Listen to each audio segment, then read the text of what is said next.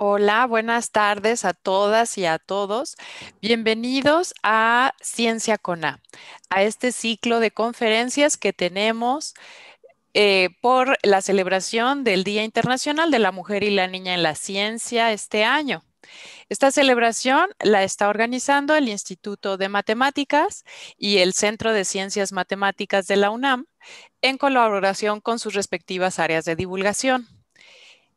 Bueno, pues el objetivo de estas jornadas, de esta celebración, es visibilizar y fomentar la participación de las mujeres y las niñas en las ciencias, específicamente en las matemáticas, con el fin de promover la igualdad de género en el quehacer científico y matemático.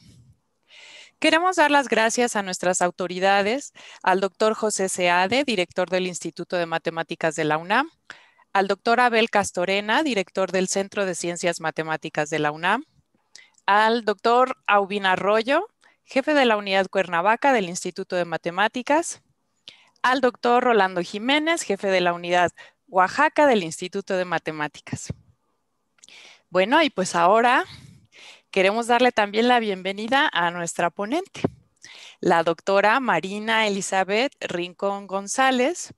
Ella es investigadora en el Instituto de Energías Renovables de la UNAM. Y pues bienvenida Marina, voy a presentarte, vamos a dar una breve semblanza.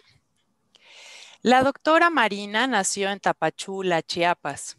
Cursó la licenciatura en Ingeniería Química en el Instituto Tecnológico y de Estudios Superiores de Occidente en Guadalajara. La maestría y el doctorado en Química en la Universidad de California, en Santa Bárbara. Y bueno, pues tiene una carrera profesional muy amplia. La doctora Marina ha trabajado en la academia, tanto en México como en Estados Unidos, y también ha trabajado en la iniciativa privada. Desde 1994 se integró al Laboratorio de Energía Solar de la UNAM, que ahora es el Instituto de Energías Renovables, en donde continúa laborando. Además de su trabajo de investigación en áreas relacionadas con el diseño de materiales para aplicaciones en tecnologías de energías renovables y medio ambiente, ha dirigido tesis de doctorado, maestría y de licenciatura. Ha sido profesora visitante en diferentes universidades mexicanas y también en Estados Unidos.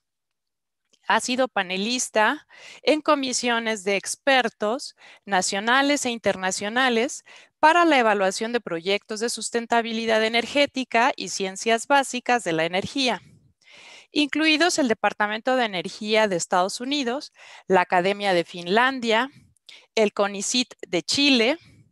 También ha participado en Brasil, con el CONACYT en México. Es coordinadora del Grupo Mexicano en la Red de Nanoenergía del CITED. Bueno, y además de todas estas actividades académicas que realiza, la doctora Marina también promueve y organiza campañas de esterilización de perros y gatos. Tiene varios. Así es que si en la conferencia de pronto escuchan un ladrido, no se sorprendan porque andan por ahí sus perritos. La doctora Marina, cuando era niña, pensaba que quería ser escritora. Entonces, bueno, pues es una mujer como, la verdad es una invitadaza. Queremos agradecerle muchísimo que esté aquí con nosotros porque pues ustedes la van a conocer. Tiene muchísimas facetas muy interesantes. Bienvenida, doctora Marina. Adelante con su conferencia, La grandeza de lo pequeñito, los nanomateriales. Pues muchas gracias por la presentación. Déjeme decirle que dentro de lo que hago cotidianamente, la divulgación no es así como mi gran fuerte. Entonces, siento que fue un aprendizaje interesante que me gustaría que se repitiera más seguido. Para preparar esta presentación, pues con eso de que no me siento tan cómoda en las charlas de divulgación, oí la plática que dio una joven matemática el miércoles pasado. Y cuando estaba yo observando y escuchando su plática con mucho interés, me di cuenta de que hay contrastes muy interesantes en las vidas de las jóvenes investigadoras y la que a mí me tocó vivir. Yo fui de esas generación de ingenieras que tuvo que perforar su tarjetita para que una computadora enorme la leyera, y si había algún error en la bendita perforación, había que repetir todo el proceso de una manera lentísima. De hecho, mi primera computadora personal fue las primeras Mac, la que tenía el Halo, aquí la pongo, ¿no? Y ni siquiera era mía, era de la Universidad de California en Santa Bárbara, de un departamento al que tenía yo que ir así como clandestinamente las noches a hacer mi trabajo de tesis doctoral. Como se me ocurrió tener dos pequeñitos, dos bebés, dos hijos, mientras estaba haciendo el doctorado en Santa Bárbara, pues eso era como muy difícil, y lo que terminamos haciendo es juntando todos nuestros ahorros y comprar la primera PC carísima, de las primeras PC que salían en ese entonces, carísima, de las que tenían la letrita verde. Entonces, eso de cómo me tocó a mí vivir un doctorado, una preparación de doctorado, lo contrasto con lo que ahorita tienen los jóvenes, que tienen una portabilidad en sus herramientas para aprendizaje increíble. La otra cosa que también me llamó la atención de la plática de la matemática es que ella tenía muchas fotos, ¿no? Tenía muchos recuerdos, tenía una facilidad para documentar esos recuerdos increíbles que se lo da la tecnología, la miniaturización de la tecnología. Pues yo no tengo tantos recuerdos, la verdad tengo bien poquitos recuerdos. En aquel entonces todo era grandote, cámaras eran grandes, la videocámara también era grande, había que andarla cargando, y además después tenías que mandar a revelar el rollo. Era realmente complicado documentar los eventos importantes de tu vida. Y soy de la época en donde había el fotógrafo que tomaba las fotos en el Congreso y al final tenías que comprar algunas cuantas para tener memoria de lo que habías hecho. Y el más grande de los contrastes es que ella tiene muchos recuerdos de mentoras, ¿no? Yo no tuve mentoras, o sea, a mí me formaron puros varones. De hecho, fui la única mujer en el área de físico-matemáticas cuando estaba en la preparatoria en Chiapas. También fui la única mujer en la carrera de ingeniería química en el ITESO, y empezaron a haber compañeras mujeres hasta la Universidad de California en Santa Bárbara. Ahí ya había mujeres, pero no como profesoras, no eran mis profesoras. El que está en la foto es Mike Bowers, es el que me dio el tema de tesis doctoral, y el profesor tenía mucha sensibilidad con las mujeres porque tenía puras mujeres, o sea, tenía puras hijas, no tenía varones. Entonces sabía cómo tratar a sus estudiantes mujeres. En la Universidad de California en Santa Bárbara, ya por los 80, las mujeres que había eran de las que aquí se conocerían como profesoras de asignatura. Daban clases, pero no hacían mucha investigación. Y la mayoría de ellas, las que yo vi caminar por el departamento de química, eran como esposas de premios Nobel, ¿no? Entonces, ellas tenían como un papel segundo. Tenían mucha preocupación en la Universidad de California en Santa Bárbara en los años 80 por lo que se conoce como the leaking pipe, o sea, la estudiante brillante mujer empezaba muy bien su doctorado, terminaba el primer año, pasaba los exámenes, pero de repente en algún momento se desaparecía porque se casaba, porque tenía hijos. Entonces, estas mujeres importantes del departamento de química estaban muy preocupadas por esa situación y empezaron a formar círculos de apoyo. Y como buena mexicana, pues asistí a esos círculos de apoyo, pero para mí el gran apoyo siempre ha sido mi familia. En el doctorado desfilaron por mi casa mi hermana, mi hermano, mi suegra, mi madre. Entonces, para mí, para todo lo que fue mi vida de formación, mi familia fue muy importante. Bueno, pues entonces le digo, este señor fue mi tutor, fue el que me dio un proyecto doctoral. ¿Y a qué se dedicaba Mike Bowers en los 80? Pues Mike estaba estudiando la química interestelar.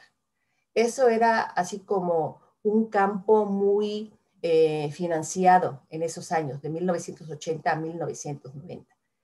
Y es un ambiente muy frío y muy poco denso, o sea, hay muy pocas moléculas y átomos en ese ambiente interestelar. De hecho, lo que estudiaba el grupo de Bowers eran las reacciones ion-molécula. ¿Y por qué reacciones ion-molécula? Porque esos átomos neutros, la molécula de hidrógeno, el átomo de carbón, eh, expuestos a lo que era ese ambiente interestelar de rayos cósmicos, de radiación ultravioleta, que son ambientes con mucha densidad energética, pues terminaban ionizados, ¿no? Y esa ionización les daba como una ventaja muy importante en lo que era la formación de moléculas más grandes. Una reacción química, ustedes pueden imaginarse que es la colisión de dos cuerpos, ¿no? Entonces, si tienen muchas colisiones, la probabilidad de que suceda una reacción, de que se forme algo más grande, es más alta. Pero en estos ambientes interestelares, pues había bien poquitos átomos, había bien poquitas moléculas. Entonces, estos iones, con esa carga que tenían ahí, era como una especie de arpón. La carga era una interacción de largo alcance. Por eso puse la foto de este buzo. Ay, Dios mío. Ahí. ¿Y cómo se estudian las reacciones de estos ambientes? Bueno, pues había un enfoque teórico y había un enfoque experimental. Mike era más del lado del enfoque experimental. El enfoque teórico, muy padre, o sea, está muy bien, no sales de tu escritorio, necesitas herramienta de cómputo de alto desempeño, pero necesitas datos, necesitas conocer las constantes de reacción, ¿no? En esas reacciones ion-molécula. Necesitas conocer las constantes de decaimiento. Una vez que se forma el producto, ese producto tiene mucha energía interna, o sea, se va a fragmentar, va a sobrevivir a eso porque de alguna manera va a disipar ese exceso de energía. Esas constantes de decaimiento son muy importantes en el enfoque teórico. Pero ¿quiénes son los que proporcionan esos datos para que se hagan las simulaciones? Pues los experimentalistas. Y ese era el laboratorio de Mike en ese entonces, era uno de los laboratorios más importantes en lo que era la espectroscopía en fase gaseosa. Tenía unos monstruos de máquina, de espectrómetros. En aquel tiempo los espectrómetros de masas eran enormes. Ahorita todo eso ya se ha hecho más pequeñito. Y en particular tenía dos espectrómetros en los que a mí me tocó trabajar. Era el de resonancia de ciclotrón iónica, que era el que yo utilicé para las reacciones ion-molécula, y también tenía el espectrómetro de tiempo de vuelo, que era para estudiar la fragmentación de esos productos, ¿no? Entonces a mí me encantó estar en ese laboratorio, pero lo que se preguntarían ustedes es, ¿y qué hace una mexicana en ese ambiente estudiando reacciones ion-molécula, reacciones interestelares? O sea, ¿qué me llevó ahí? ¿A quién se le ocurrió? ¿No? En aquel entonces yo estaba trabajando en el Instituto de Investigaciones Eléctricas, que era el Instituto de Investigación de CFE, ahora se conoce como el INEL, y lo que estábamos haciendo ahí era pues ver el problema de combustión incompleta de las carboeléctricas. Entonces me tocó trabajar con carbón, ¿no? Pero el carbón que sale de las minas, ¿no?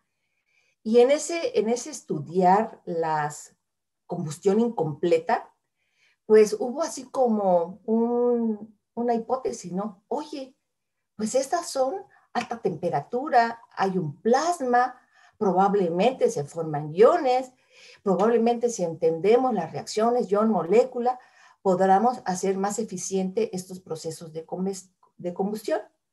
Entonces, pues fue así como resulta que de estar estudiando el carbón mineral y las carboeléctricas, terminé en la Universidad de California en Santa Bárbara estudiando reacciones ion-molécula. Y estando ahí, pues con esas maquinotas enormes que tenía Mike, había una tremenda consternación porque había una masa de 720 que decían, ¿qué es?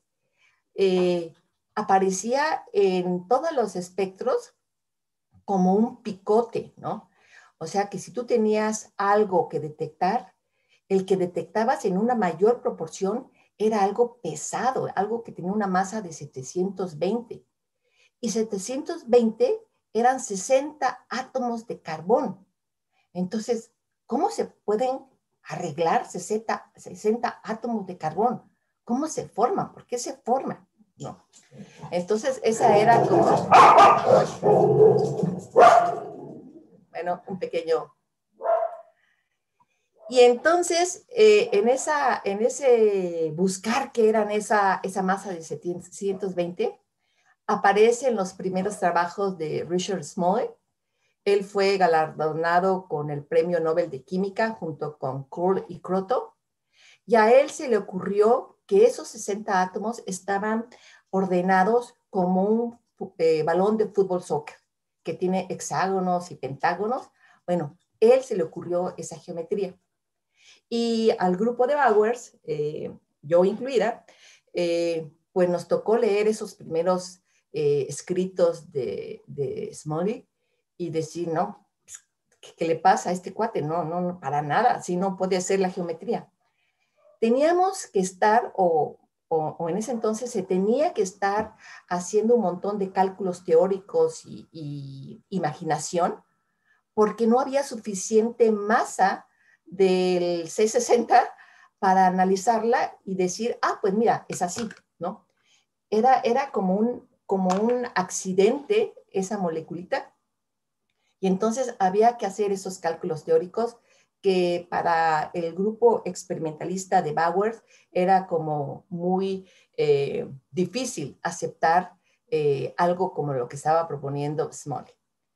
Bueno, pues resultó que el tiempo le dio la razón a Richard y sacó su premio Nobel, ¿no? Eh, y además fue un gran impulsor de la nanotecnología. Él pensaba que la miniaturización, el hecho de llegar a los nanomateriales, iba a solucionar un montón de problemas en el mundo. Particularmente estaba interesado en el problema de la energía, ¿no? Desgraciadamente murió creo que de cáncer, pero en el tiempo que vivió fue un investigador muy apasionado en todo lo que era la nanotecnología. Bueno, no nada más está Richard Smalley.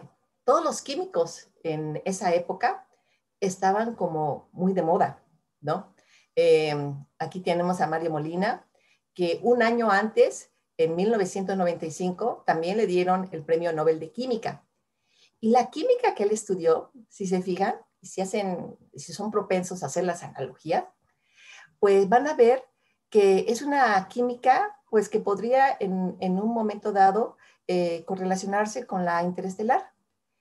Las moléculas los compuestos que Mario Molina estudió eran estas cositas, estos fluorocarbonos, que por ser tan inertes, subían las diferentes capas de la atmósfera y llegaban a donde está la capa de ozono. La capa de ozono protege al planeta de muchas cosas. Entonces, estas cositas, como eran inertes, como no desaparecían antes, podían llegar hasta donde estaba el ozono. Pero ¿qué pasaba? Pues en esa capa de ozono también ya estaba como muy intensa la radiación ultravioleta. Y esa radiación ultravioleta, pues en el ambiente interestelar que les platiqué, ionizaba, ¿no? Formaba iones. Aquí forma radicales, ¿no? No está tan intensa la energía, pero es lo suficientemente intensa como para formar radicales, ¿no? Y esos radicales, estas cositas negras que ven aquí, eran los que le daban en la torre al ozono, lo desbarataban. Y una vez desbaratado el ozono, pues ya no cumple su papel protector. Entonces, esta parte de aquí es muy parecida a la química de altas energías que al grupo de Mike le fascinaba estudiar. Entonces, los químicos estaban como muy de moda y estaban como muy de moda estas reacciones moleculares como muy intensas. Y regresando a lo que es mi relación un poquitín paradójica con el carbono, pues yo empecé estudiando carbón mineral, una cosa macroscópica, ¿no? Y terminé con los nanocarbonos, ¿no? El C60, los nanotubos, el óxido de grafeno, el grafeno. Estos materiales, los materiales como C60, pues son moleculares, pero muchos C60 ya te forman materiales que son nanomateriales. Nano, para los jóvenes que están escuchando, es algo bien pequeñito. Una milésima parte de un milímetro sería una micra. Una milésima parte de la micra sería el nanómetro. Entonces son materiales muy pequeñitos que son difíciles de manipular si los quieres trabajar de manera individual. Generalmente tú trabajas con un montón de cosas chiquititas. Bueno, pues mi relación con el carbono, nanocarbono, es muy bonita, pero antes quiero presentarles la línea de tiempo de estos carbones, ¿no? En 1950 más o menos, empieza como quien dice el estudio alrededor del grafito. El grafito, todas estas pelotitas rojas que ven ustedes aquí, vienen siendo carbones, ¿no? Entonces, toda esta sábana que está aquí o que está aquí, está enlazada fuertemente de manera covalente. Pero lo que es la unión entre sábana y sábana, esos son enlaces débiles de Van der Waals. Eso le permite al grafito de tu lápiz embarrarse en un papel, ¿no? Bueno, las investigaciones empezaron de manera que la gente empezó a meter cosas entre las sábanas de grafito. Y entonces en 1960, 1970, empezaron a estudiarse los compuestos intercalares de grafito, ¿no? Y esta química de intercalación del grafito resultó muy buena para otro nanocarbono que es más reciente.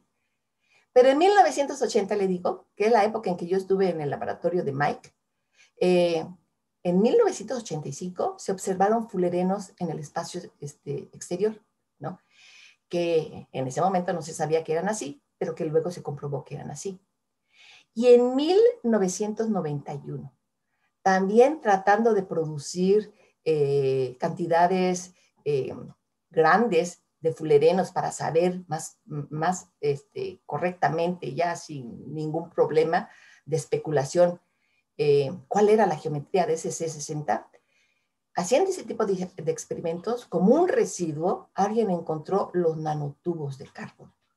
Y esos nanotubos de carbón es como una sábana de grafito, como una de estas, pero hecha un cilindrito. Aquí en la imagen se ve un nanotubo de carbón de una sola pared y además sin su gorrito, o sea, son nanotubos de carbono abiertos. Estos nanotubos de carbón también tuvieron su boom, fueron muy populares en la investigación, pero viene un candidato más, ya más reciente, en el 2004, que es el grafeno, ¿no?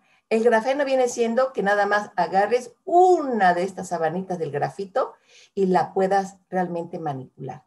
Y el grafeno se convirtió así como el material que todo el mundo quiere sintetizar, el material que todo el mundo quiere meter en algún tipo de aplicación de nanotecnología, ¿no? Bueno.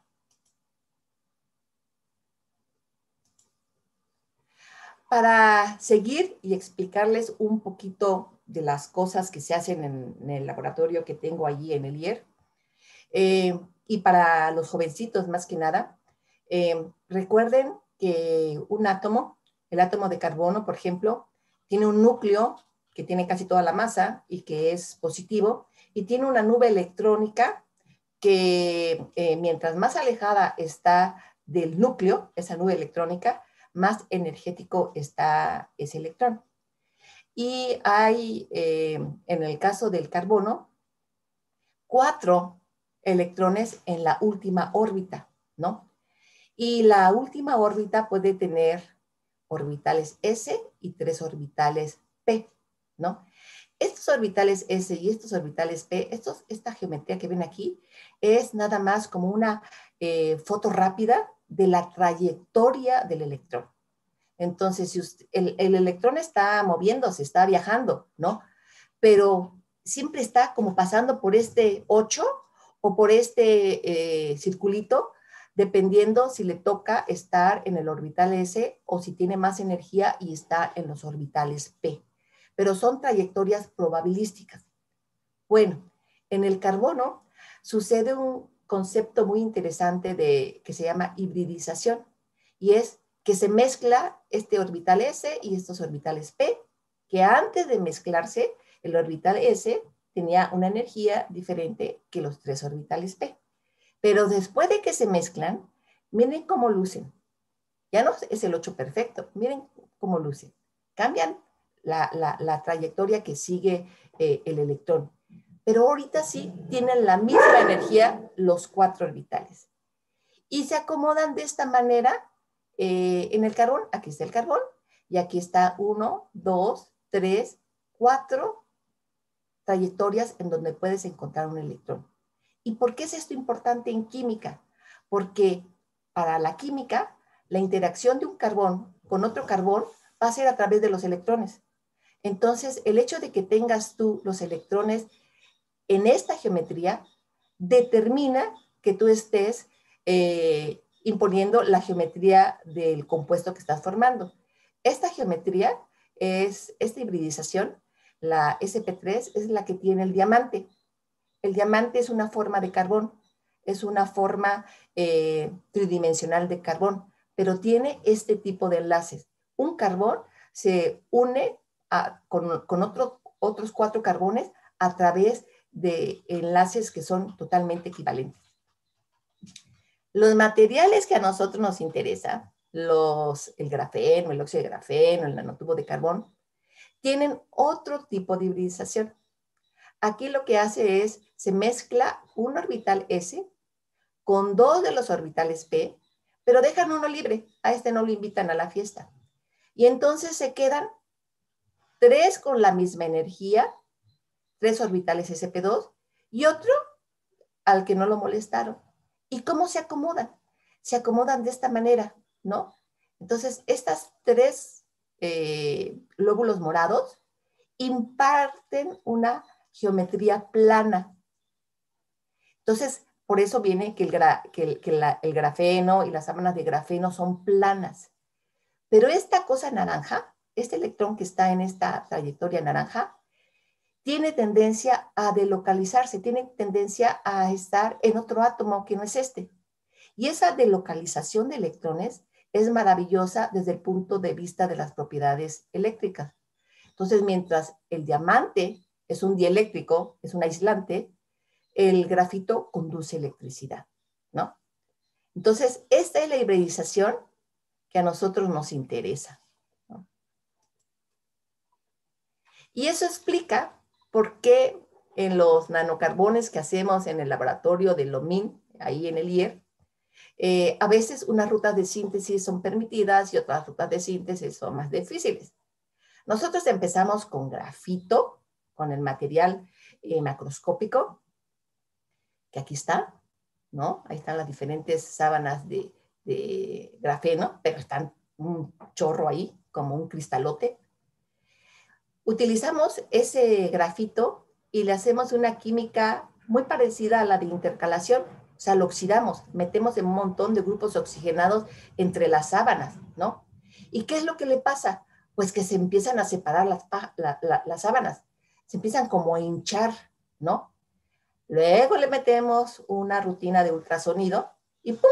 Se separa, ¿no? Y se separan, pero pues les queda pegado el montón de grupos oxigenados. La otra parte de la historia es, si quiero óxido de grafeno, lo dejo ahí. Pero si yo quiero grafeno, pues entonces tengo que reducir el montón de grupos oxigenados. Y ese tipo de química de oxidación, reducción para obtener grafeno, pues me da sábanas que no son tan perfectas como la que yo quisiera, ¿no? O sea, no son sábanas en donde todos los hexágonos están bien colocaditos, no, nos quedan huecotes, ¿no? Nos quedan hoyos en la sábana. Entonces, ese es el problema de estas químicas de oxidación-reducción que crean muchos defectos. Y uno diría, ah, bueno, pues entonces, si ya tienes la sabanita separada, ¿por qué no la enrollas? ¿No? ¿Por qué no creas de esto un nanotubo? No, no, la vida no es tan simple, no es tan fácil. Entonces, los nanotubos de carbono en el laboratorio se hacen de otra manera, no salen a partir de grafito, no usamos las sábanas de grafeno para enrollarla, no, lo hacemos de otra manera. Y la manera como lo hacemos es interesante y también está relacionada con nanomateriales. Empezamos con una molécula ferroceno que tiene el hierro que yo necesito para convertirlo en una nanopartícula. Lo necesito convertir en una gotita de hierro chiquitita, chiquitita, en el orden de los nanómetros. Y también necesito un precursor de carbono, ¿no? Moléculas que tengan un chorro de carbono. Nosotros usamos aguarrás en los inicios, ¿no? Que el aguarrás es una mezcla de alfa-pineno con beta-pineno. Tiene un montón de carbono. Esta es mi fuente de carbono. Esta va a ser mi fuente de nanopartículas de hierro. Y la forma en cómo crecen los nanotubos es, primero formo la nanopartícula de hierro, mi catalizador metálico, y alrededor de él empieza a crecer el nanotubo de carbono, ¿no? Ven cómo está ahí. Y esto, en lo que está en esta foto, es lo que obtienes de esa síntesis. Tienes materiales que son hasta milimétricos en una dimensión, que es a lo largo, pero que son nanométricos en el diámetro de este cilindrito. Y esta asimetría, el tener nanómetros en el diámetro y hasta milímetros en el largo, lo hace muy interesante para muchas aplicaciones. ¿Por qué es importante los nanomateriales? ¿Por qué la gente empezó a estudiar nanomateriales? ¿Qué es lo que pasó? Bueno, pues que a ese nivel de nanomateriales, un montón de fenómenos químicos y físicos que los materiales chonchos no tenían, empezaron a aparecer. ¿Por qué? Porque la superficie empezó a predominar sobre el bulto, sobre el volumen mismo. Imagínense que ustedes tienen un regalo de este tamaño y que les dan a ustedes para envolver a este regalo 96 centímetros cuadrados, ¿no? 96 centímetros cuadrados. Y ustedes dicen, no, espérate, vamos a usar esta caja y la vamos a dividir en 8 cubitos, ¿no? El volumen no va a cambiar porque es el mismo volumen que tenían acá. Pero ese papel que les dieron al principio, que les fue suficiente para envolver a este, pues ya no les va a alcanzar, porque ahora van a necesitar más del doble, ¿no? O casi el doble, 192 centímetros cuadrados para envolver cada cubito. Y si lo dividen más, si tienen 74 cubos, pues van a necesitar aún más papel para envolver estos cubitos. El volumen sigue siendo el mismo, no se ha metido ni sacado masa, pero lo que ha pasado es que la superficie empieza a ser más importante que el bulto, ¿no? Entonces, esa relación de, uy, ¿qué hice?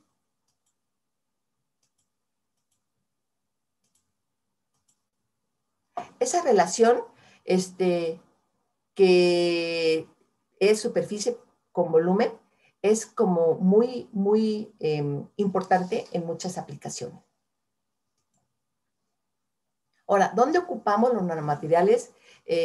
La gente que estamos en el Instituto de Energías Renovables, ¿no?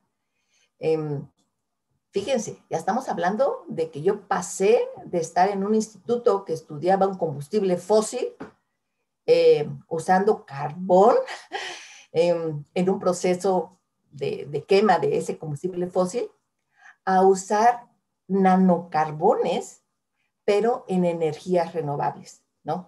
Entonces, estamos tratando de impulsar fuentes de energía renovables usando nanocarbones, ¿no?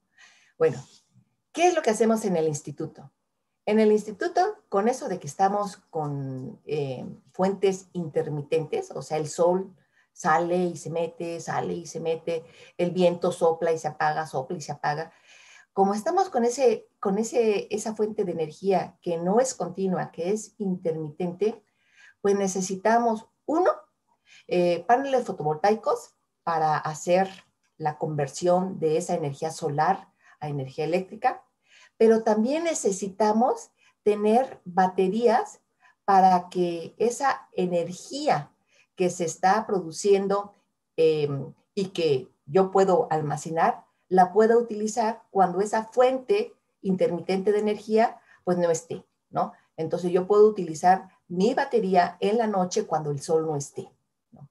Entonces, la dupla de celda solar, de panel fotovoltaico y batería es una dupla que es un requisito importante en el Instituto de Energía Renovable. Son líneas de investigación muy importantes para todo lo que tiene que ver con energía renovable. Tenemos que hacer la conversión de energía solar en energía eléctrica y tenemos que ser capaces de almacenar esos excesos de alguna manera, ¿no?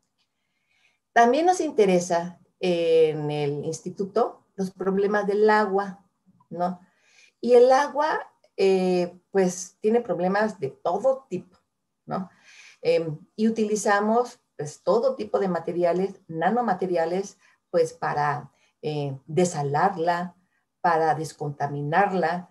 El fotocatalizador es un nanomaterial que tiene que ser un semiconductor, o sea, tiene que responder a la luz solar, ¿no?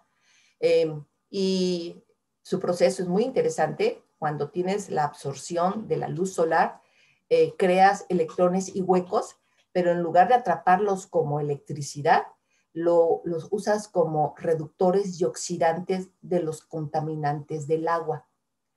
Los nanoabsorbedores, pues puede ser el mismo carbón, pero tiene que ser un carbón con mucha área superficial porque va a absorber. La absorción es un proceso de superficie. Y en la desalación, los carbones son una maravilla porque hay diferentes mecanismos en donde se puede activar el carbón. Tú puedes utilizar el hecho de que el carbón es negro y entonces utilizar sus propiedades de cuerpo negro para que se caliente y puede el agua hervir por el hecho de que esa cosa está caliente y tú con algún tipo de sistema empiezas a destilar agua limpia. Esa es una. La otra es, pues el carbón es un conductor eléctrico. Entonces tú puedes meter ese carbón en un dispositivo que polarices, ¿no? Así que los cloruros se van para un lado de carga y los iones sodio para el otro lado. Y entonces ya tienes agua desalada. Esas líneas, todas esas líneas están activas en el Instituto de Energía Renovable. Y aquí están algunos ejemplos de los nanomateriales que utilizamos en el grupo para almacenamiento de energía, para meterlos en baterías, ¿no? y son a base de el nanotubo de carbón multipared, ¿no? Y son a base también de nanomateriales de óxido de titanio, que es un semiconductor. Y lo que hacemos nosotros es tratar de poner este óxido de titanio alrededor de este nanotubo de carbón, ¿no? Y nos quedan cosas delgaditas, cosas más gorditas y cosas súper gordas. Aquí ven el nanotubo de carbón, es esta cosita que apenas se ve, y toda esta coraza enorme viene siendo el depósito de óxido de titanio. ¿Y por qué es interesante esto? ¿Por qué hicimos este diseño de material? Aquí esta figurita, voy a dejar de mover el cursor para que se desaparezca esto. Ahí esa figurita explica el por qué. En las baterías de ion de litio, que son ahorita de las comerciales, de las que están de moda, el litio se mete al óxido de titanio. El que almacena el litio es el óxido de titanio. Forman titanatos de litio que son muy reversibles. Se puede meter el litio y se puede salir el litio. Se puede meter el litio cuando cargas y se puede salir el litio cuando descargas. Pero queda nada más a nivel el óxido de titanio.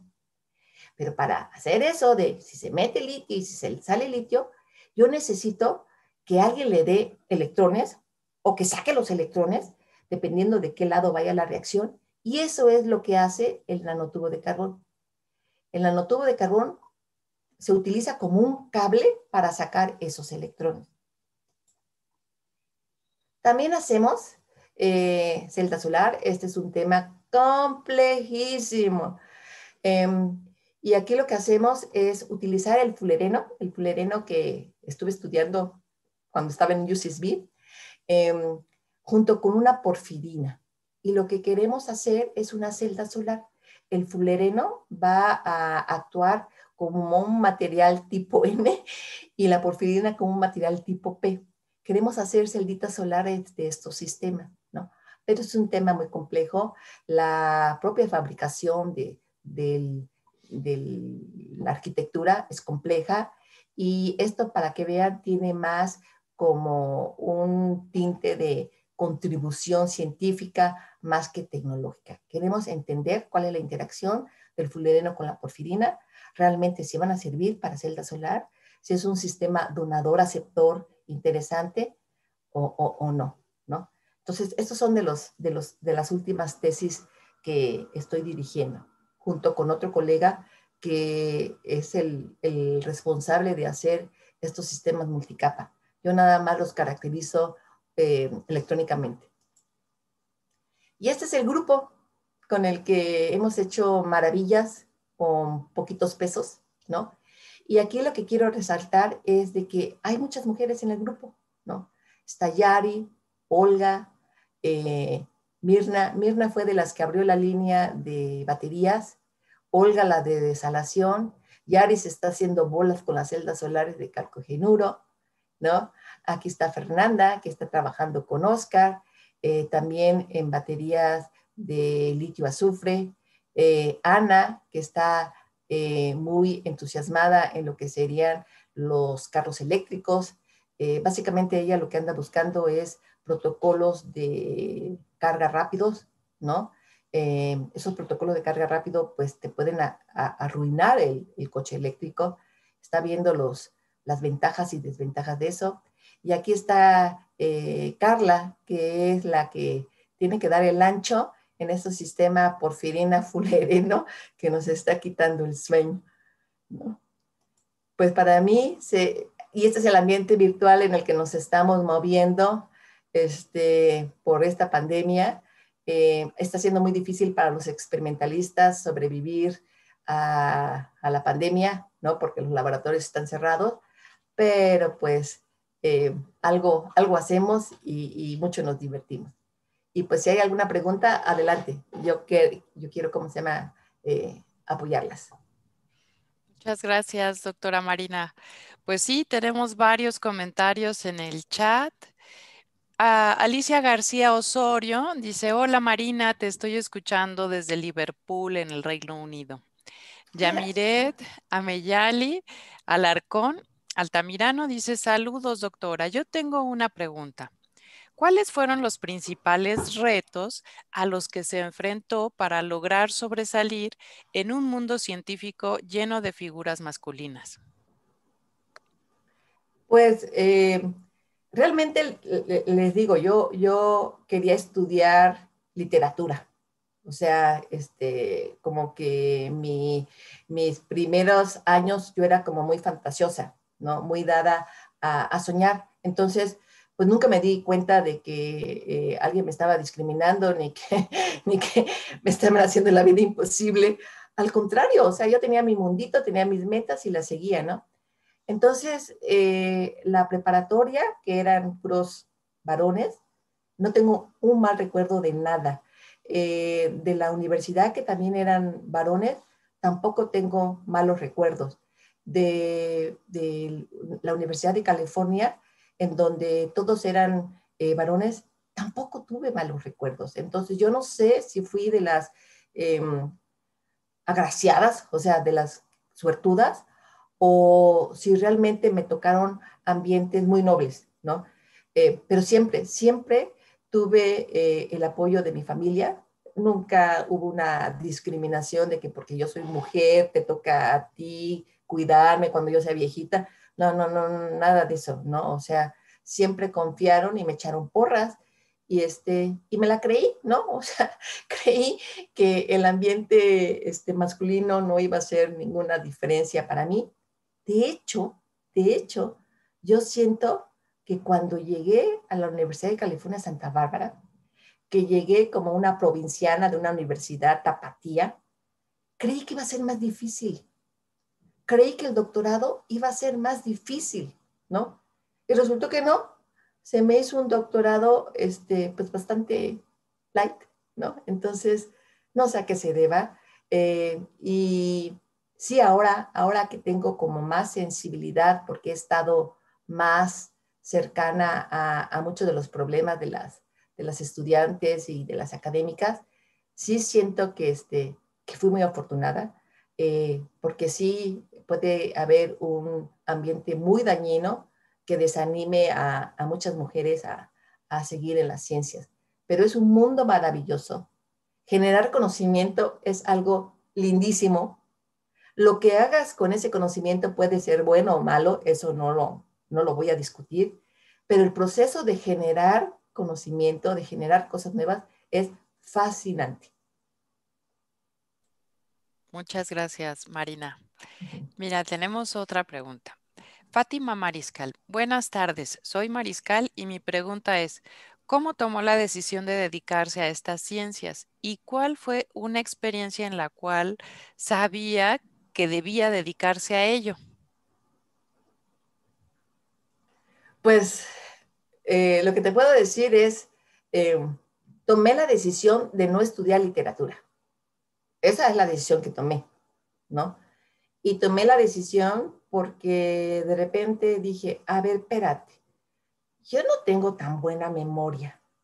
Realmente prefiero de poquitos conceptos construir cosas grandes, ¿no? Y la literatura es mucha memoria, memorizar pues los nombres de los autores, muchas cosas, ¿no? Entonces tomé una decisión muy pragmática, muy práctica, ¿no? Porque tengo mala memoria, yo me voy a ir por este lado. Y era la época en que, pues, mis calificaciones eran muy altas en todo. Entonces, pues, matemáticas no era problema, física no era problema, química no era problema, literatura, pues tampoco era problema, pero yo me sabía con poca memoria. Entonces, yo siento que la decisión que tomé fue esa, de no estudiar literatura, y lo demás cayó poco a poquito, ¿no?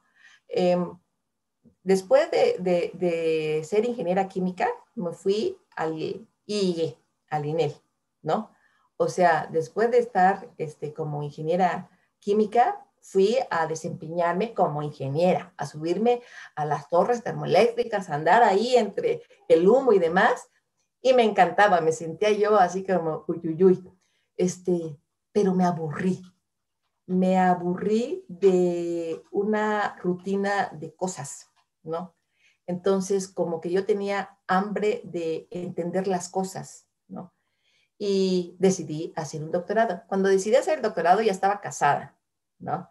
Entonces, me fui yo, al rato llegó el marido, al rato llegaron los hijos y al rato llegó la familia a ayudarme con los hijos. Entonces, sí, sí, ha sido mucho el apoyo familiar. Gracias. Paula Agreda. Buenas tardes, soy Paula. ¿Por qué se usó mucho como ejemplo el material del grafito? ¿Qué propiedades tiene? Utilicé mucho como ejemplo el material de grafito. Más bien, el grafito lo utilicé por su hibridización, o sea, porque es un material que sus láminas son planas, ¿no? Y esa hibridización SP2 es muy parecida a la hibridización que tienen los nanocarbones que ahorita están de moda, el grafeno, por ejemplo. ¿Por qué me interesa a mí una cosa de grafeno? Bueno, porque el grafeno tiene altísima conductividad con poquito material. Entonces tú puedes hacer una celda solar totalmente transparente. Tu ventana puede ser una celda solar, ¿no? Y tú ni te das cuenta que es una celda solar. Y eso porque tú tienes materiales que son muy conductores, pero muy, muy delgaditos. O sea, su espesor es una nada, tus ojos no lo detectan, ¿no? Entonces, por ahí es una cosa. Y hay otra clarificación que tengo que hacer. Eh, el Richard Smalley estaba como muy entusiasmado en la miniaturización, en la nanotecnología. Yo me acuerdo de ver así como capsulitas que uno se tomaba y hacía así como un viaje al cuerpo del humano, ¿no? Bueno, no es el único lugar en donde puedes utilizar nanomateriales. Para hacer la miniaturización tienes que hacer cosas chiquititas, ¿no? Pero los nanomateriales se utilizan en celdas solares, en donde necesitas un área grande para captar el sol. Entonces, los nanomateriales son muy versátiles, pueden utilizarse en dispositivos chiquitos para hacerlos todavía más chiquitos, pero también pueden utilizarse en sistemas másicos, ¿no? Entonces, el grafeno, pues, es muy interesante porque tiene muchas propiedades de ese tipo. Gracias, Marina. Leticia Rodríguez pregunta, bueno, nos saluda también. Hola, buenas tardes, soy Leticia Rodríguez. ¿Cuánto duró ese proceso del cual pasó de usar el carbón a a los nanomateriales? Bueno, yo estaba en el IE en aquel entonces, llegué en el 80 y me fui a hacer el doctorado en el 83. Entonces tuve 3 años en el departamento de combustibles fósiles, ¿no? Pero solo 3 años. A partir de eso, todo mi desarrollo, tanto en UCSB como en la UNAM, ha sido caminar en otra dirección. No combustibles fósiles y no carbón mineral, sino meterme ya a la parte de los nanomateriales. Entonces te puedo decir que he estado en contacto con materiales moleculares o nanomateriales desde 1985. Pasaron 3 años. 3 años. Ok, gracias. ¿Y tuviste algún impedimento? Los impedimentos, ¿como qué? O sea, impedimento puede ser que me casé, ¿no? Podría para muchas mujeres ser un impedimento, podría ser la razón por la que abandonan una carrera científica, porque sí es una carrera demandante, ¿no? Y más en un ambiente como UCSB, que es primer mundo y está altamente competitivo, o sea, el grupo de Bowers tenía gran renombre y pues allá había que producir porque había que producir, ¿no? Entonces sí es un ambiente muy demandante, pero pues yo tuve con Bowers, que casi se moría de infartos, 2 hijos. Yo me embaracé 2 veces en su laboratorio. Tuve 2 hijos, ¿no?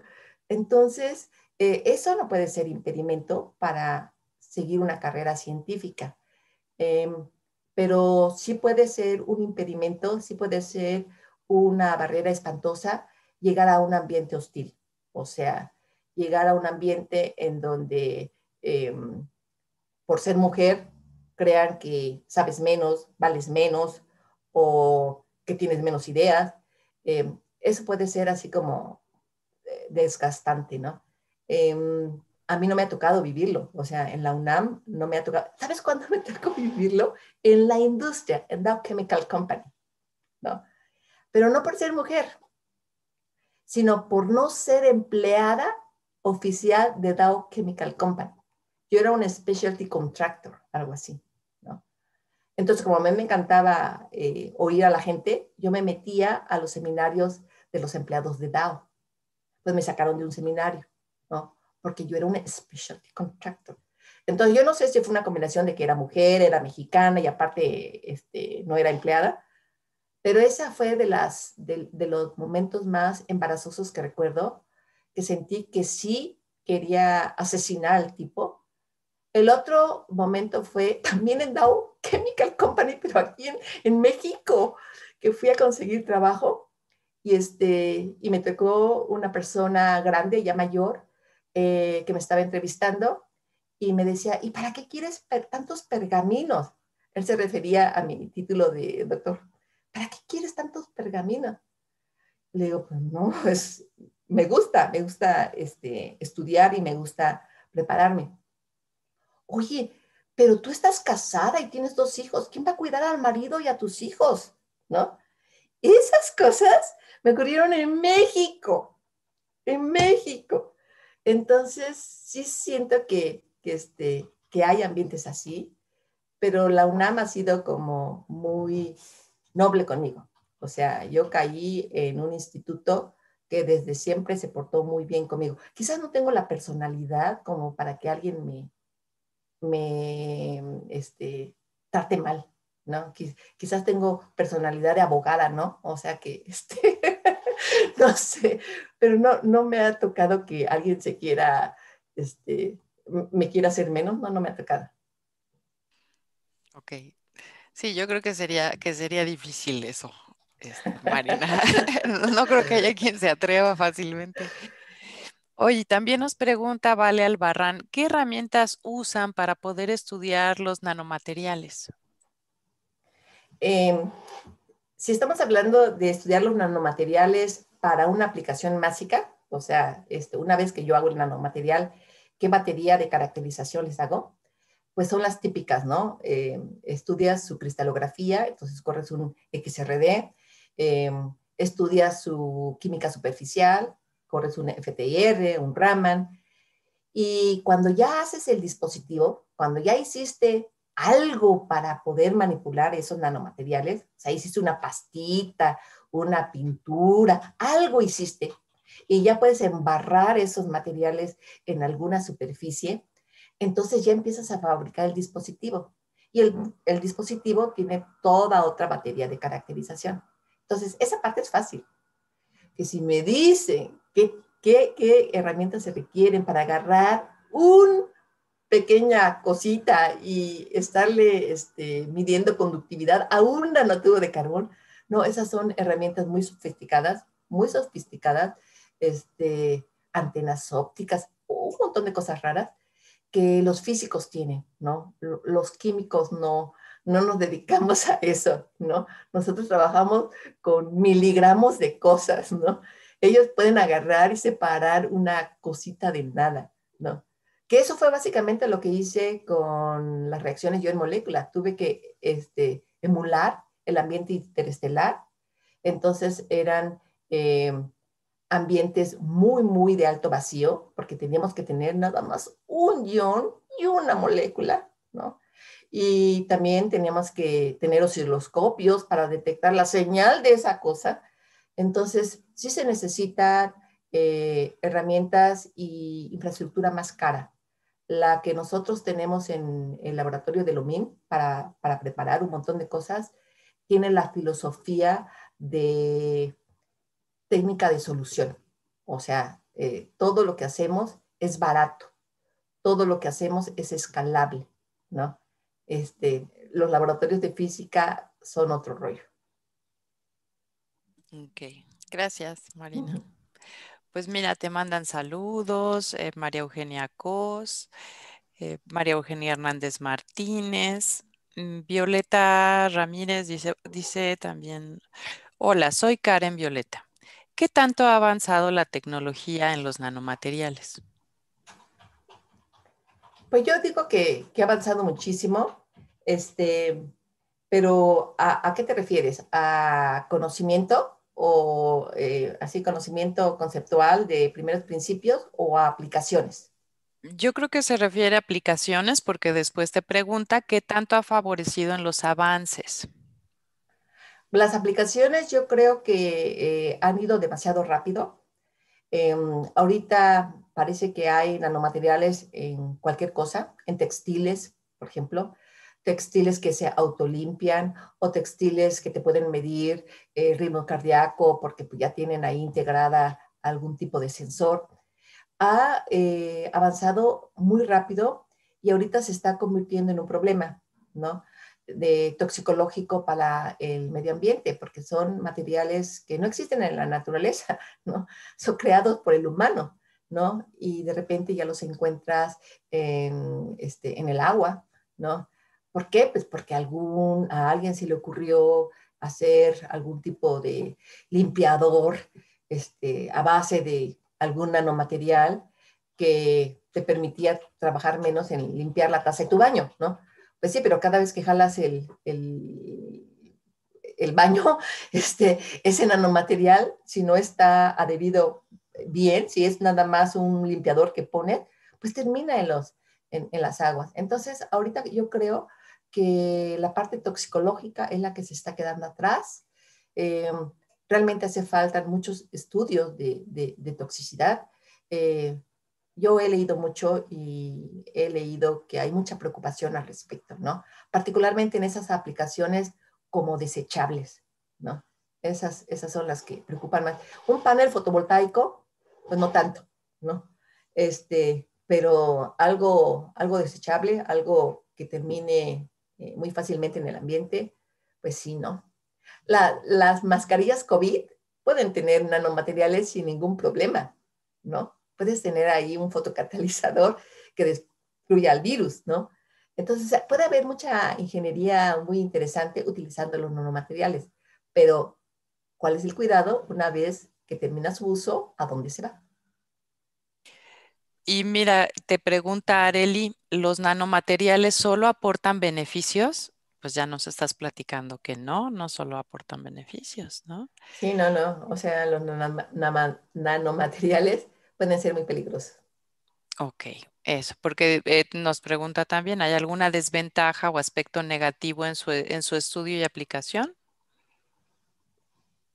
En el estudio no, o sea, te Ujú. digo, o sea, estudiar y entender no puede ser malo en ningún momento, pero la aplicación sí puede ser algo que se dispare por otro lado, ¿no? O sea, alguien inventa algo, fabrican una bomba y ¡pum!, destruye una ciudad. Entonces, sí puede ser algo peligroso la aplicación. Y tiene que haber como mucha multidisciplina en ese sentido. Marina, tú me avisas porque todavía tenemos muchas preguntas y ya nos estamos pasando un poquito del tiempo. No, ustedes me dicen cuando corten. No, no, tú me dices, tú, lo que tú me digas, porque mira, todavía nos preguntan, vale, Albarrán, ¿qué impacto tienen en la ciencia los nanomateriales?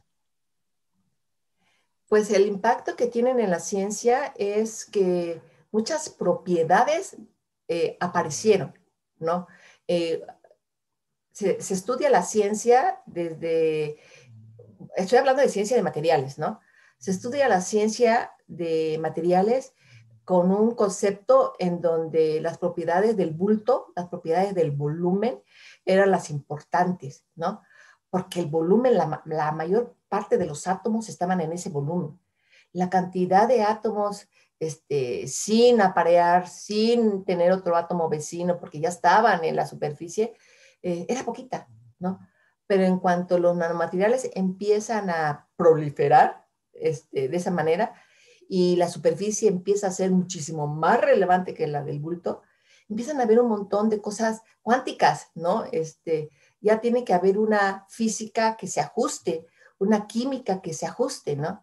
Entonces, yo creo que sí ha obligado la presencia de los nanomateriales a crear eh, conceptos y teorías nuevas, ¿no? De hecho, lo que hace mucha gente es, seguimos utilizando teorías viejas y esas teorías viejas pues ya no empatan, ¿no? Y como no empatan, eso que no empatan es por el efecto nanomaterial, ¿no? Eso es un poquito de trampa y de flojera, ¿no? Pero sí, sí es importante que se afronte así. Yo tengo la experiencia de lo muy chiquitito, o sea, el cálculo teórico, que son unos cuantos átomos, ¿no? Y que para mí es como muy difícil que reflejen una realidad, hasta lo muy grandotote. Quizás algo intermedio se necesite, ¿no? En el grupo de Bowers decían que la teoría de gases estaba bien descrita. La teoría de sólidos, de líquidos, todo como que estaba muy, muy bien. Pero debía de haber una cosa in between, ¿no? O sea, entre munditos que no estaba con teoría desarrollada. Y por eso él tenía como mucho interés en crear conglomerados, o sea, un grupito de átomos que no son un gas, que no son un líquido, que no son un sólido. Es un grupito de átomos que te da el ambiente idóneo para estudiar nuevas cosas. Mira, Brenda Paola te saluda y dice, las energías sostenibles tienen la misma potencia y seguridad para su uso que las no sostenibles. Ay, yo, yo siento que ahorita hay un movimiento verde que molesta a muchos de los estudiantes más idealistas del instituto, ¿no? Eh, por ejemplo, creemos que la energía eólica, la energía fotovoltaica, los coches eléctricos, todo eso es como mejor que tener el combustible fósil, ¿no? Sin embargo, cuando haces el análisis de cómo se crearon esos paneles, cómo se crearon esas torres eólicas, cómo se eh, fabricó esa batería, pues tú encuentras que hay mucho uso intensivo tanto de minerales que pueden estar agotándose, ¿no? Como de energía misma. Entonces, sí hay un sentir como negativo, o sea, como que es un cuento lo de la energía verde, ¿no? Eh, que la mejor energía es la energía que no se usa, es el ahorro de energía, es lo mejor, ¿no? Pero yo creo que todo tiene que estar más bien relacionado con el modelo de negocio. Digamos que si la comunidad hace un buen uso del panel fotovoltaico, si la comunidad sigue ahorrando energía, si la comunidad decide sobre cómo tiene su acceso a esa energía, no está tan mal, porque de no tener energía a tener energía, pues es una ganancia. Lo que está pésimo es de que te hagan un despojo de tierra para tener una granja fotovoltaica o una granja eólica, que te den una bicoca, que ni siquiera una fuente de empleo. Eso está muy feo, ¿no? Y eso es como lo que ahorita parece que están eh, exigiendo se revise, ¿no? Entonces, sí es un tema complejo. Yo te digo, a mí me gusta generar conocimiento. Este, por eso te digo que cuando el mundo se vuelve así como demasiado complejo, volteate a ver tu investigación, tu ciencia, y es un como respirito, ¿no? Entonces, sí, es un tema complejo, es un tema complejo. Claro, sí. Mira, pues Johnny González te manda saludos también y dice, ¿qué es lo más importante sobre los nanomateriales? Pues depende del contexto, ¿no? Por ejemplo, yo siento que en este mundo de querer más con menos, los nanomateriales están dando la batalla, ¿no? Em, Digo más con menos es porque cada vez hay menos minerales que puedas utilizar. Entonces, supongamos que tienes la necesidad de utilizar platino para cualquier dispositivo, ¿no? Y ese platino, si te pones a calcular, porque es un alambre que tiene un montón de volumen y poca superficie, cuando lo haces súper finito, te estás ahorrando un montón de platino. Con ese ahorro puedes usarlo en más dispositivos, en más cosas. Entonces hay un ahorro o hay, digamos que, los minerales que ya de por sí están teniendo un agotamiento exagerado, pueden durar más años si realmente se llevan a la forma de nanomaterial. En el caso del carbono, por ejemplo, todo el volumen que está dentro del carbono sirve para dos cosas, para nada y para nada. O sea, una fibra de carbón, lo que me interesa a mí es la superficie de carbón. Todo el montón de carbón que está dentro de la fibra, el volumen, es masa sin gran uso, ¿no? Entonces, esa es básicamente una de las bonanzas del nanomaterial. Además del hecho de que tienen nuevas propiedades químicas y físicas que capitalizas en el dispositivo que tengas en mente, ¿no? Gracias. Rubí Díaz dice, me gustaría preguntar cuáles serían los beneficios a futuro de los nanomateriales.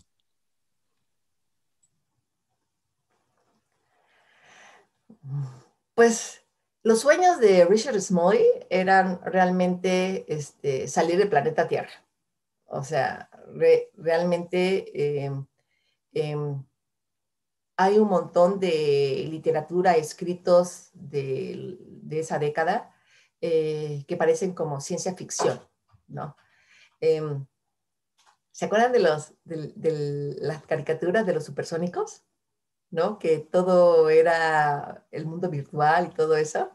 Y miren cómo estamos ahorita, ¿no? O sea, estamos como los supersónicos, con nuestro casco o nuestra máscara para no contaminarnos. Bueno, pues el hecho de que tengas este mundo virtual, que tengas este internet y todo eso, tiene mucho que ver con los nanomateriales que se están fabricando. O sea, la miniaturización de cualquier cosa implica que todo se redujo en tamaño. Y cuando dices reducir en tamaño, es que ya de plano estás trabajando con nanomateriales, ¿no? Entonces, yo siento que a futuro va a haber como gente muy en contra de la tecnología, los que quieren regresar a tener, pues, lo que tenían antes, ¿no? Ecosistemas bonitos, eh, más plantas, y van a haber gente que esté del lado de este dueño de Tesla, ¿no? Que quiera que todo sea súper tecnológico, que tú llegues a tu casa y alguien así te abra la puerta, que te acerques a un lado y nada más porque mires a la cafetera ya se te prepare tu café, todo ese mundo de sensores y de respuestas, el Internet de las cosas que le llaman, eh, pues implica muchísima intromisión en la privacidad de las personas. O sea, eh, esa red 5G, que es el montón de receptores y transmisores y todo eso, es una invasión a tu privacidad. Entonces va a haber mucha gente que no esté a gusto eh, y va a haber mucha gente que esté fascinada, ¿no? Entonces, ese es el gran problema, en dónde caes tú. Gracias. Vane Flores pregunta, ¿existe regulación específica de seguridad sobre nanomateriales? Híjole, Yo sé que me han pedido de diferentes agencias, pero más bien extranjeras, todos los estudios toxicológicos de los nanomateriales que yo tengo, ¿no? O de algunos nanomateriales que les ha llamado la atención. Y les he contestado que no los tengo, ¿no? Entonces yo sí creo que hay agencias, pero no son en México, pero la verdad no conozco. O sea, a mí nadie me haya molestado diciendo, a ver, doctora, déjeme ver qué tan tóxico es nadie me ha molestado de México, ¿no? Quizás porque nuestra producción es poquita, ¿no? O sea, no estoy haciendo dispositivos de nada, ¿no? Lo que sí es que el manejo de los residuos para hacer los nanomateriales, eso sí está regulado. En la UNAM está regulado. Gracias. Ani Vega pregunta, ¿ha sido difícil trabajar sobre estos temas entre mujeres? Entre mujeres. Pues tengo colegas, mujeres muy activas en este tema, eh, y no ha sido difícil. Más bien lo que es difícil es el sistema de evaluación que tenemos, ¿no? Es un sistema competitivo, ¿no? Eh, competitivo y se compite por estudiantes, se compite por recursos, se compite por todo, ¿no? Entonces, si está la competencia fuerte, pues el problema va a ser que vamos a competir, ¿no? Yo voy a someter mi proyecto y aquella va a someter su proyecto. Pero si no está esa competencia, si realmente cada quien tiene su proyecto, cada quien tiene su estudiante, la colaboración se puede dar, porque estás hablando de cosas científicas, ¿no? Pero, pero sí hay mucho individualismo, pero no nada más entre mujeres, en los investigadores en sí, ¿no? Somos como muy pocos dados a cooperar, ¿no? O sea, que ella tiene una máquina, yo quiero que igual, ¿no? Esas cosas que sí son difíciles de, pues de superar. Ok, pero eso no tiene que ver con el género, sino más bien con las Eh, condiciones del trabajo, ajá, ¿no? sí. No, en el género no No, para nada. O no. sea, y además les voy a confesar, yo me estoy sensibilizando en todo lo que es este feminismo, estos movimientos feministas de la gente joven que me rodea, ¿no? Entonces, ellos me están educando en ese sentido, ¿no?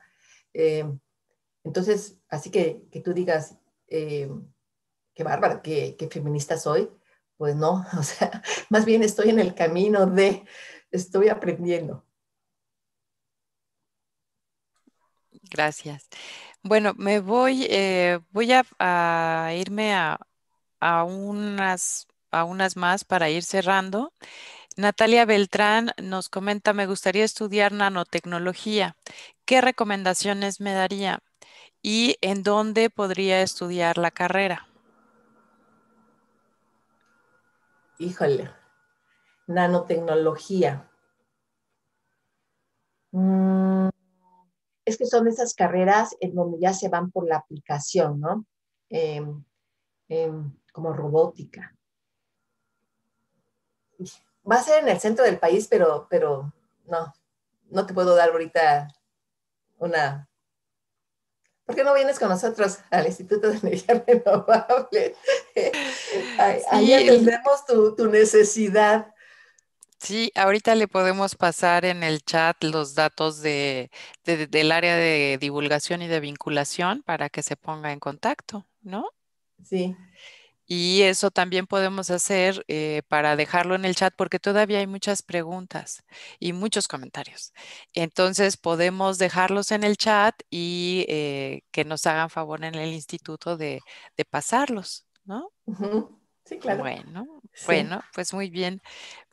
¿Podemos encontrar nanomateriales en los alimentos? Sí. O sea, al final ese está siendo el problema. Es el problema de que parece ser que se soltó muy rápido el mercado y ahora terminan en los alimentos, en todos lados, ¿no? en lo que comen los peces, en lo que come el bichito del suelo. Entonces, sí, sí, sí, sí, sí, sí.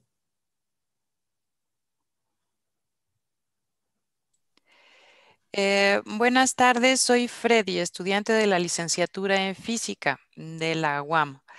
Todo el material que se genera en el laboratorio donde trabajan usted y todo su equipo lo comercializan. Eh, no, por supuesto que no. Esa es una de las grandes deficiencias de la mayoría de los científicos, los desarrollos tecnológicos. Hay un tremendo desfase entre cuando pruebas un concepto, cuando haces la prueba de concepto y cuando te empiezas a meter en los problemas del escalamiento, ¿no?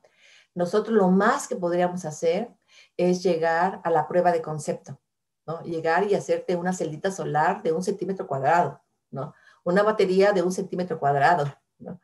Pero el querer sacar la estadística de qué tan reproducibles son las cosas, eh, los métodos de síntesis, los métodos de fabricación, todo eso es una estadística muy cara, ¿no? Porque necesitas hacer en el número de dispositivos para sacar la estadística.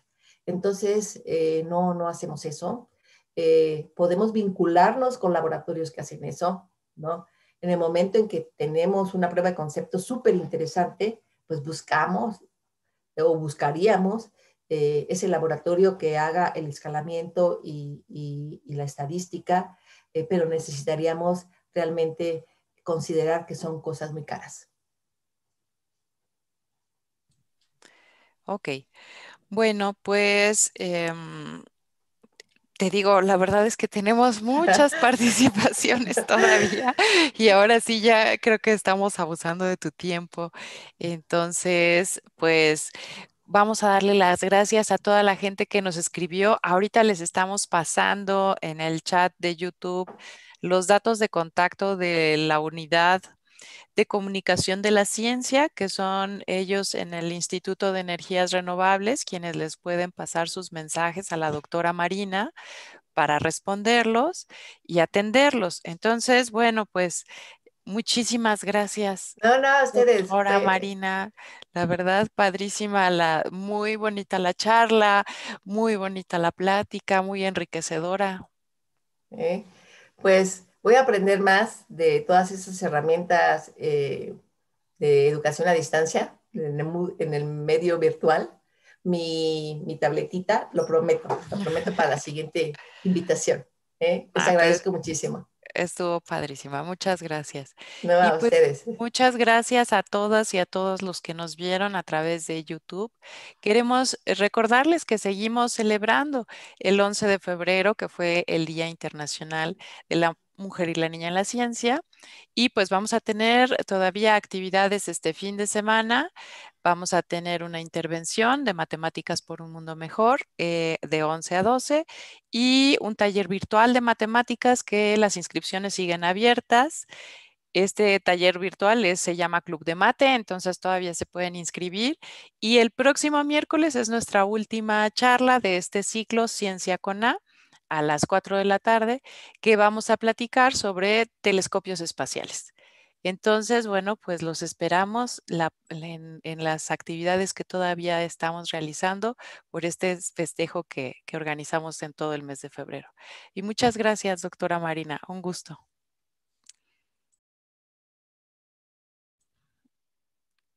Gracias.